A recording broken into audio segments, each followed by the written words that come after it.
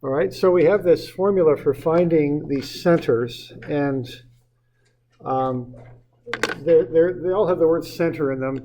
The common one that we'll do in this class is an area centroid. That's the center of area, but you can also do it for volume, mass, and weight. Okay, and there's slightly different words for all these things, but they all involve the word center. And the way you do this is you break the object up into pieces. You find the distance from a set axis system to the center of each piece. Multiply that by the area of each piece. So that's right here. So I have that little x bar. It's small because it's for an individual piece, and a small a because that's the area of each individual piece. And you'd sum all those up and then divide that by the total area of the entire object. And that will tell you where the centroid is. Now you can do this if you've got a shape that's made up of polygons and circles and things. You can do that with a summation. If you've got a shape that's a functional shape like a parabola or an ellipse or something like that, you can integrate it and really break it down into very small pieces, those little DAs like you deal with in calculus. Okay, so that's how you find a centroid. So let's look at some examples. And why don't we do some that are larger type shapes, okay? So let's start with something like that. And I don't think I drew this up for you. You might just have to draw it up. So we've got an L-shaped plate there, 8 by 4 with a 2 by 2 extension on it. So 6, 2 for the X dimensions and 4 and 2 for the Y.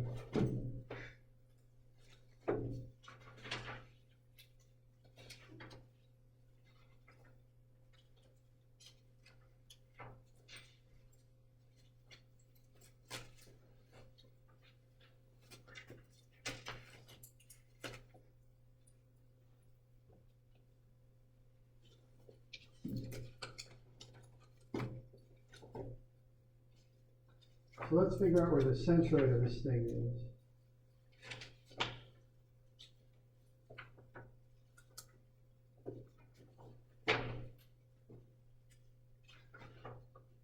All right, so what we're going to do, we're going to break this object up into 2 parts.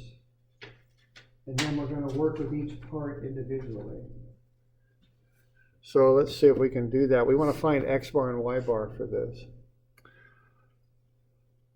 All right, so I think you could do it in different ways. I think I'll just draw a line here.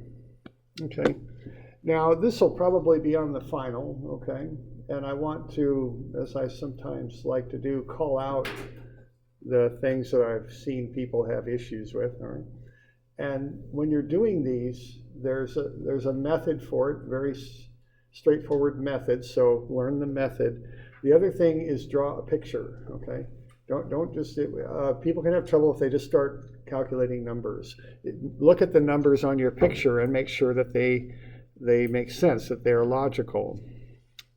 So I'm going to put in where the centroids of each of the shapes are, like that. And then I'm going to draw in the dimensions from my axis system to the centroids of each of the shapes. And that's another point I'll emphasize about this, is that you stay with one set of axes when you do this. You can't move the axes around when you calculate this, that they have to stay in one location, and you have to do all your work from that one set of axes. So if I'm going to measure in the X direction, that's what those little X bars would look like. And then if I measure in the Y direction, that's what the little Y bars would look like, okay? And when I have those on a sketch, it helps me to avoid making careless errors, okay? It makes it quite clear about what those distances should be. So for instance, if I calculate this one and I come up with 1 centimeter, I can look at that and say, that doesn't make sense, that doesn't look right, okay? So that's why I would like you to draw a sketch, because it makes it clear what you're doing, all right?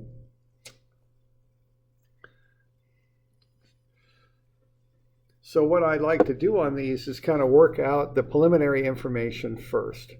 So what I'm doing, I'm getting the area of each of the shapes. So the large rectangle is 8 by 4, and the smaller one on top is actually a square. It's 2 by 2. So I've got 8 by 4 is 32, and 2 by 2 is 4.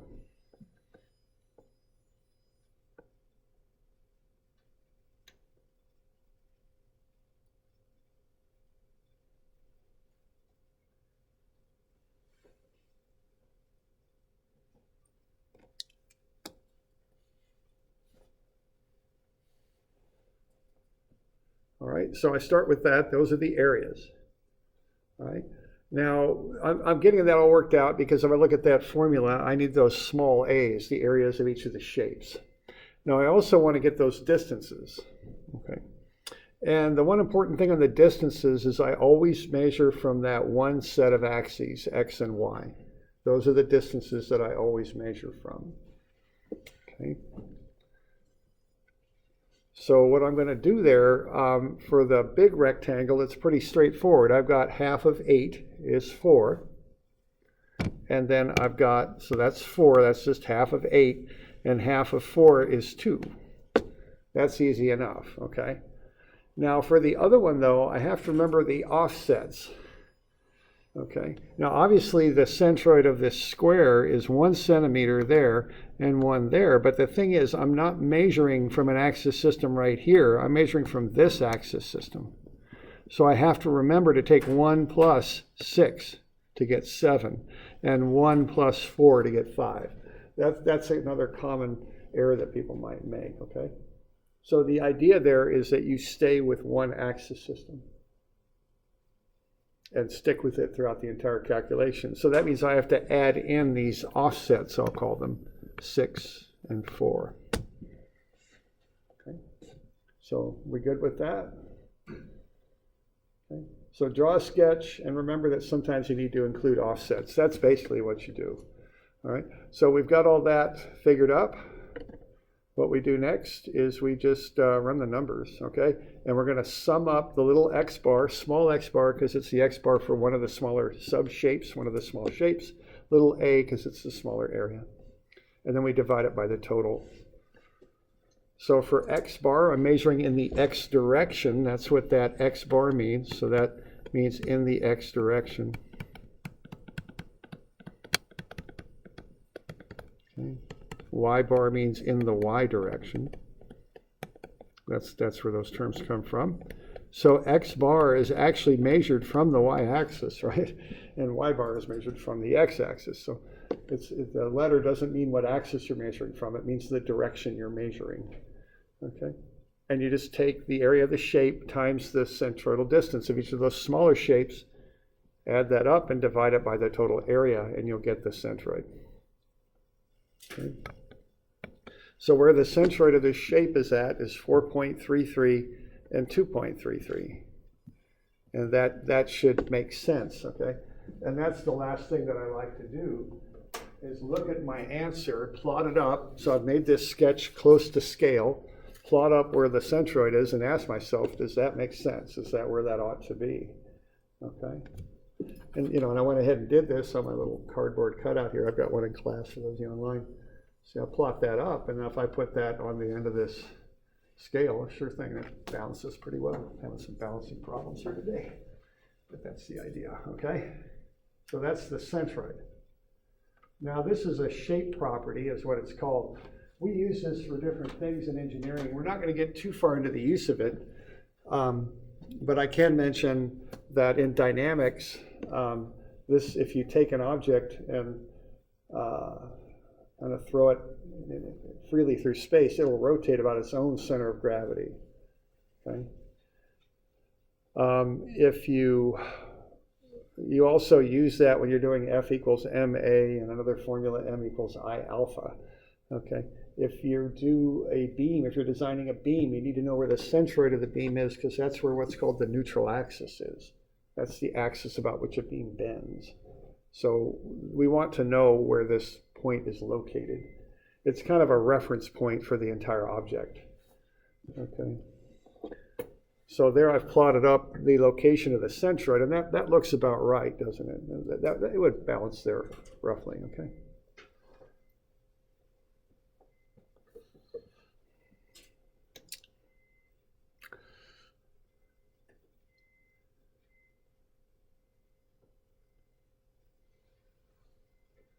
All right. So we're good with that bit? Okay. Now, of course, we get into more complex things when we do engineering, of course. This is kind of the basic idea where we start. Now, I've got another one of these to do, if we're all good with this one. And So again, the ideas here is I want to find those X bar distances and Y bar distances in the small areas. I want to draw a sketch, show the dimensions on there. I want to be sure to include the offsets. I like for that top square there, I had the 6 centimeter offset in the X direction and the 4 centimeter offset in the Y. And then I want to plot up my point when I'm done and make sure it makes sense. That's what I want to do. Okay, now here's the next one. Okay, it's on page 630, and this one's a little bit more complicated. And so let's have a look at that. Now, and see, this is kind of what you want to get trained to do, is deal with the more complicated stuff. Okay, so I'm on page, it's a ways down the road. I'm skipping over a few. I'm on 630 is where I am. Okay, so 630. All right, so when I get into a more complex problem, I want to get more organized on how I calculate things. And see, this is, again, this is one of those skills that we like to have as engineers, because to organize our work, okay? So what I have is a table. So on the final, you want to be able to recreate that table, all right? So I won't give you the table, you'll have to recreate it. But I would suggest that if you get into more than 2 shapes, start to think about using a table, all right? Because it just organizes the work and it cuts down on the errors, is what it does. All right, so here's our shape. So we've got, and see, what we're going to have to do is look at this thing and say, well, how am I going to analyze this, all right? And I think this one, there are some pretty kind of obvious things that jump out at you.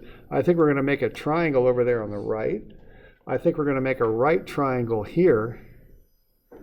And then we're going to cut out a semicircle. So we can handle cutouts, okay?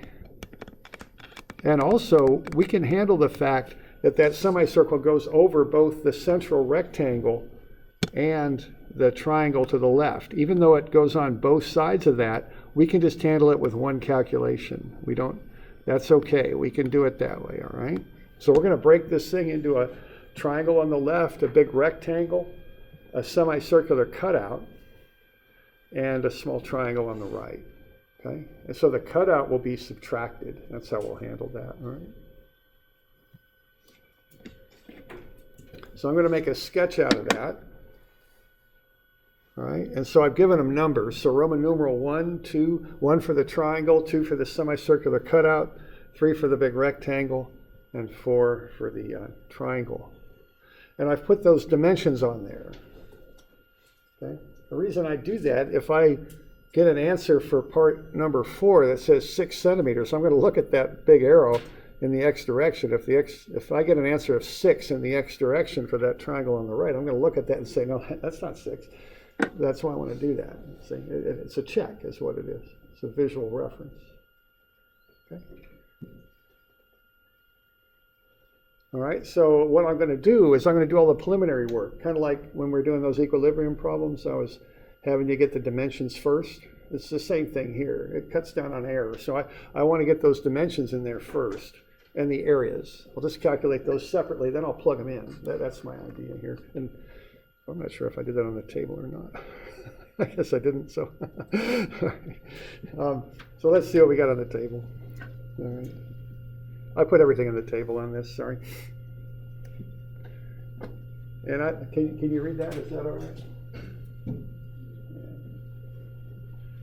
So actually, why don't we do it the way I was just mentioning? I'm sorry, I'm running you around here, but let's do it that way. Let's kind of do it this way. So let's start with 1, 2, 3, and 4.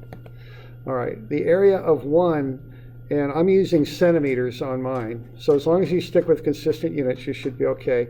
The area of 1 is 1/2 times what? Times 12 and 24. And that should be 144. And I'm going to put the units up here. That way I don't have to write them down every time. So that's the area of 1. That's a triangle. Okay. Then I've got a cutout with an 18 centimeter diameter. Well, that's a 9 centimeter radius. Cutouts are negative. It's a semicircle. Okay, so it'll be a negative 1/2 pi r squared is what that'll be.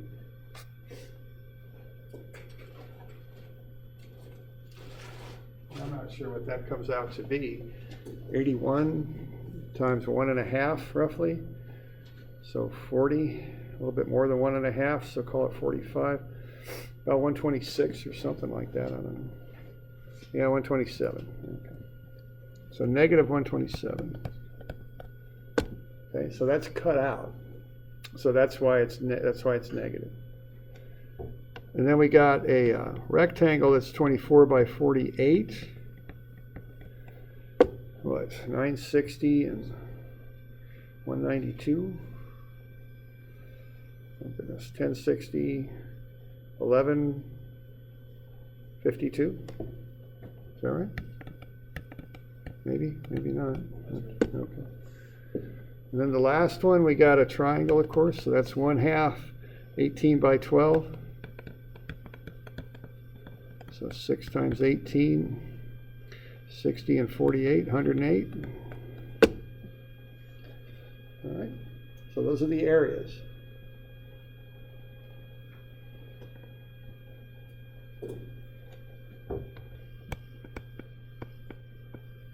Okay, we good with that?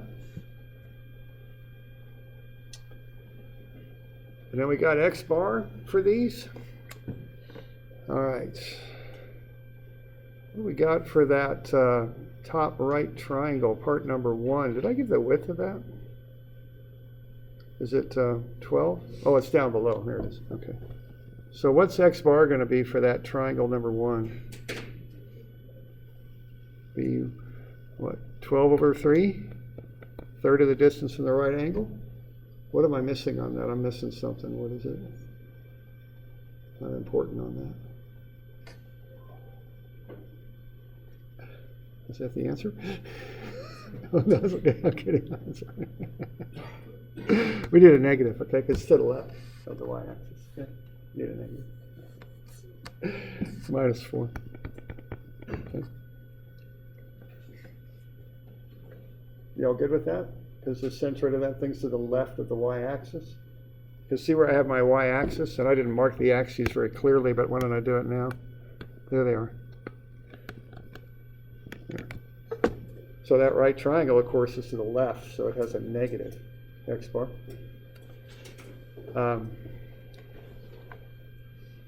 Okay. Then we got a Y bar for that. What would the Y bar be for that triangle? I might have to do a little bit of kind of messing around on that one. What's the total height of the triangle? 24. So we can start with that. Now, let's see. Let's go. Okay, let's do it this way. We're in the middle of it, right? So we got 12 will get us to the top. But then we got to come back by 1/3 of 24. So that should be 4. What I'm doing here is I'm going up 12, and then I'm coming back down from the right angle to the centroid, 1/3 of 24, which is 8. So up 12, down 8, so I'm going up 4. Are we good with that? Any questions on that? See, here's the 12 that I'm going up. That's right there. So I've got this triangle, and I'm right here in the middle of it. So I got to go up 12. Then to get to the centroid, I come back down 1/3 of 24, which is 8. So I end up going up 4. That's how I get to the centroid of that from my axis, 4. Okay? Now there might be other ways you can calculate that, but of course you should come up with the same answer regardless of how you do it. All right?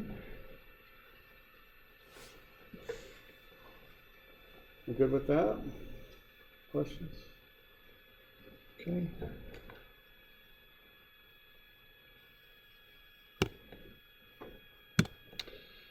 Okay, X bar for the semicircle, it's given, it's 6. Okay.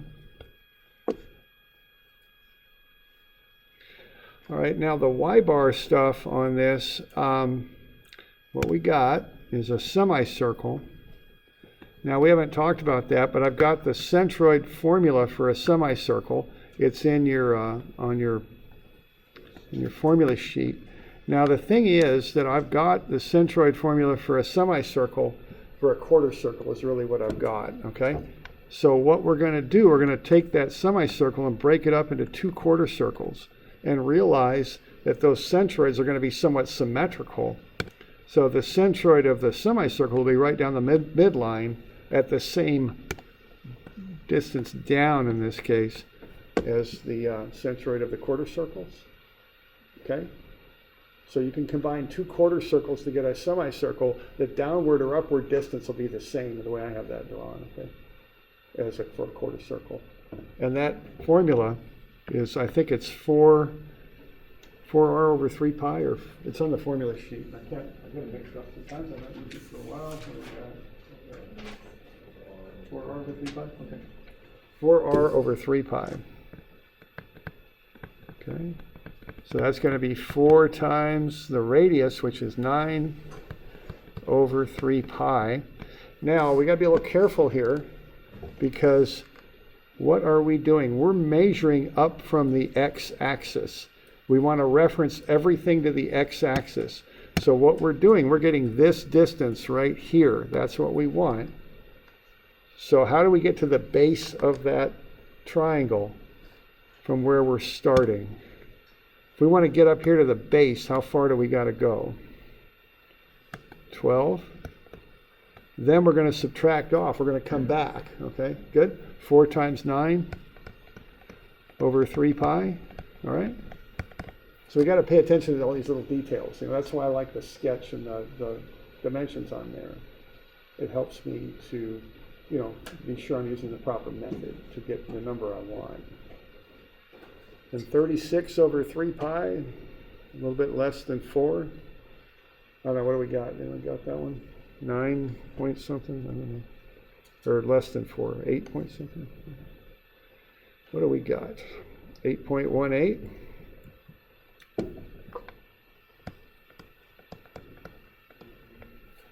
Okay.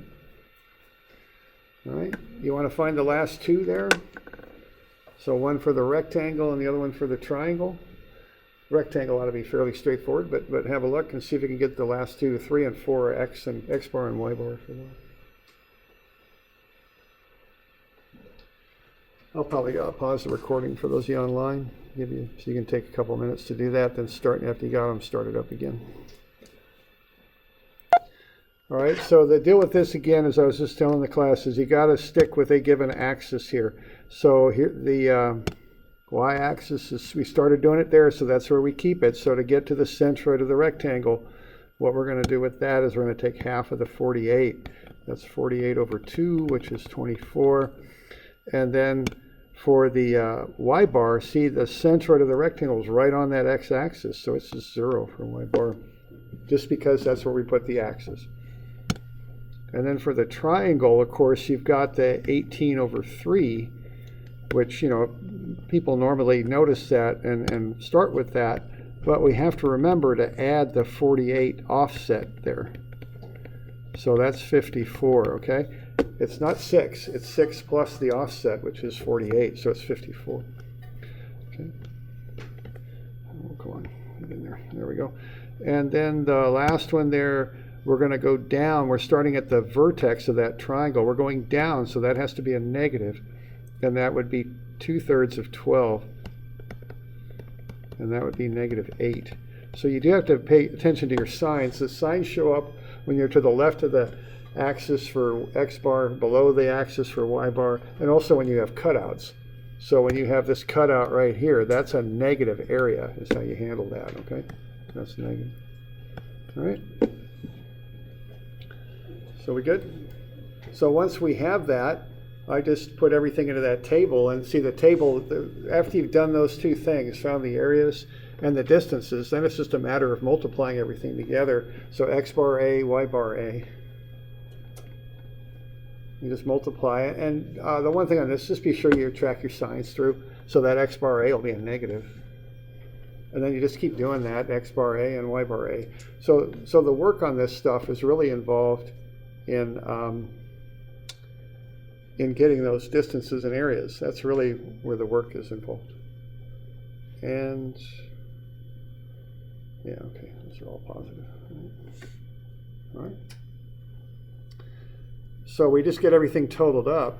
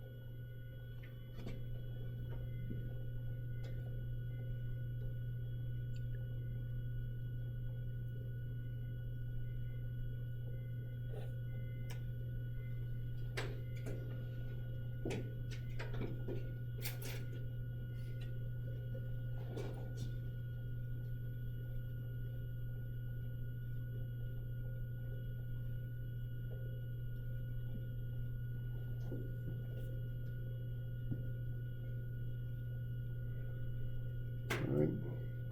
So keep in mind on the formula sheet, you've got those three standard shapes: rectangle, triangle, and a quarter circle.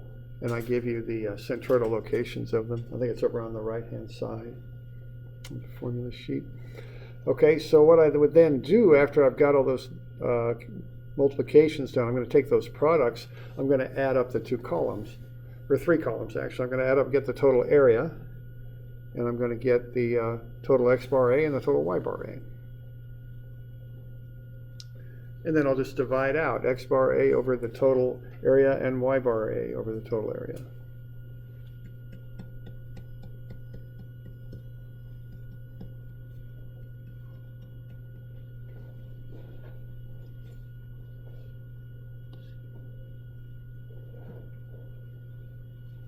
Yeah, question? Why is the Y for the cutout or for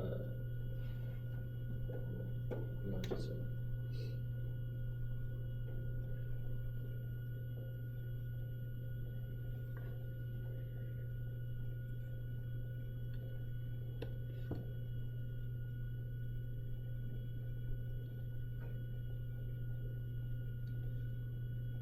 So what's that now? check something. Oh, yeah.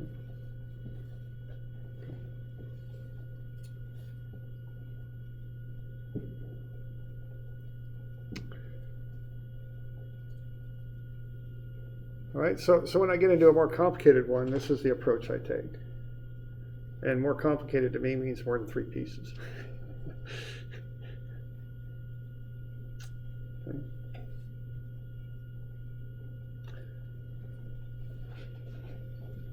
So that's a center of area.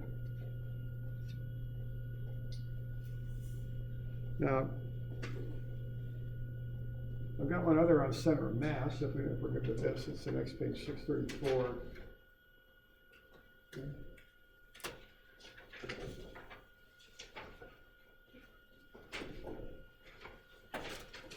You good? Good? Yeah, kind of. How did you get the 0 for the rectangle? Okay, the 0 for the rectangle, what's up is, see, I chose, and this is totally arbitrary, to put the x-axis through the middle of the rectangle. And that's the only reason. You know, there's nothing, and there's no reason that's the right place to put it. I just happen to put it there. So you do have to pay attention to where those axes are at. Okay. Okay. Other questions?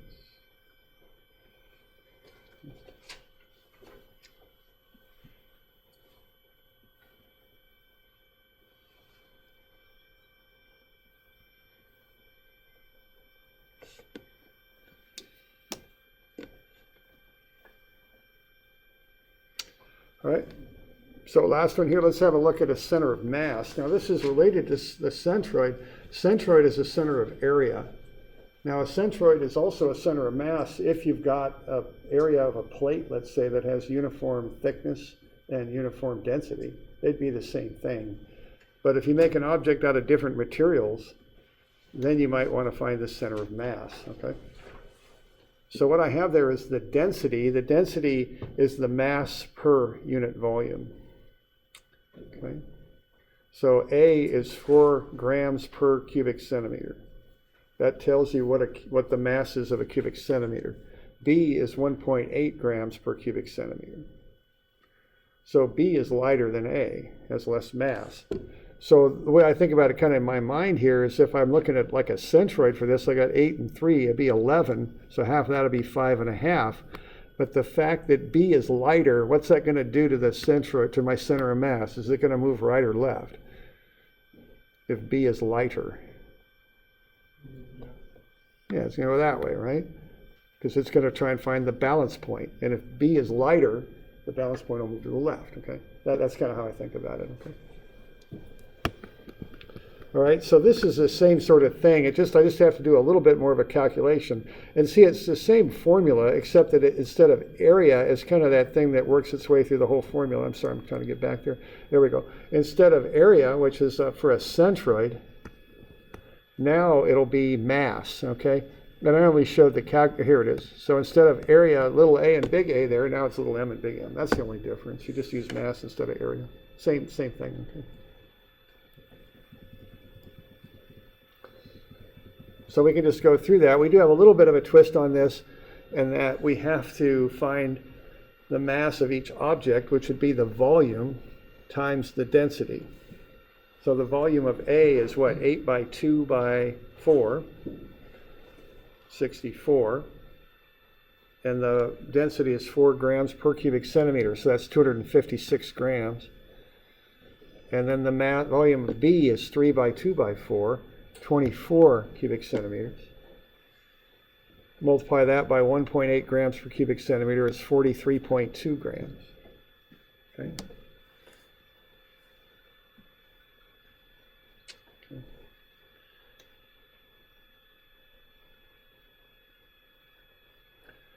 So that's the deal with that.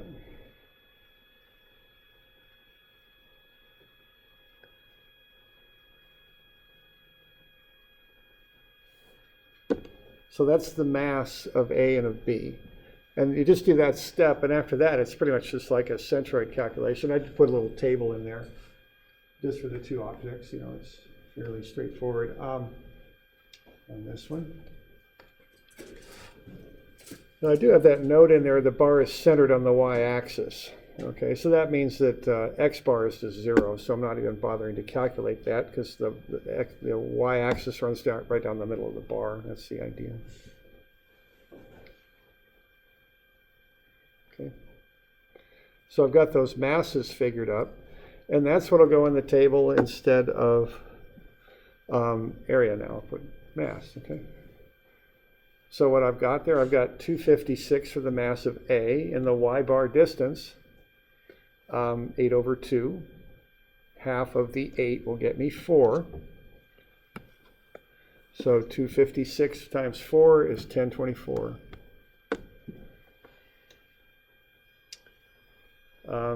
Now for B, I've got the mass of that is 43.2. And see, the y-bar distance will be 8 plus half of 3. It'll be 9.5. So 43.2 times 9.5 is 410.4. We can then add them up and get the total 1434.4.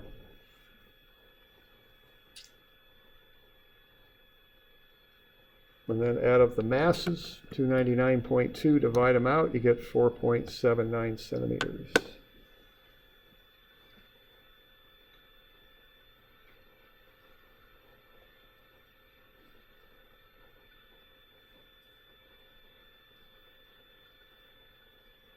How come we're multiplying the mass by y, but there's no x? I'm not bothering with x because I didn't state it. I put it on my slide. I don't think it's on your copy though. That y-axis goes right down the middle of the bar. So that means x bar is 0 because it's split by the y-axis, so to speak. I can see Okay. that. So, and I put a note on the slide, but I didn't put it in your copy. I don't think so. I'm not bothering to find it. All right. Now we could do the calculation for z bar also, but what's z bar going to be given the configuration there? Yeah, it's going to be 2, right? Because you know there are different densities, but they're both lined up in the same sort of orientation in the z direction, so it'll just be 2. You really don't have to do the z-bar calculation, you know. All right. So z-bar would be 2. Okay.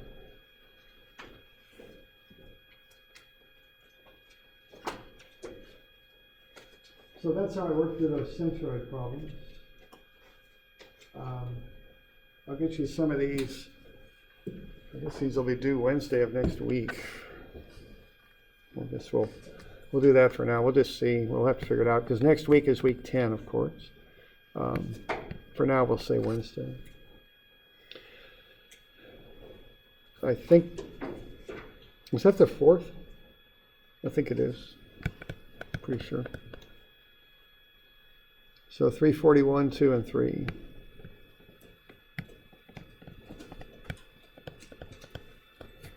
Okay.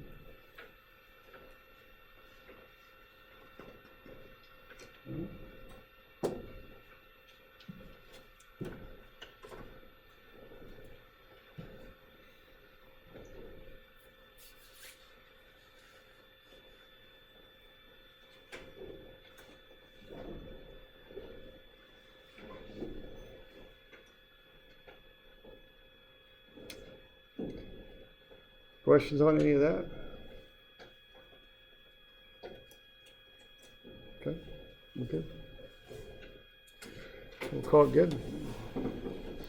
I hope everybody enjoyed.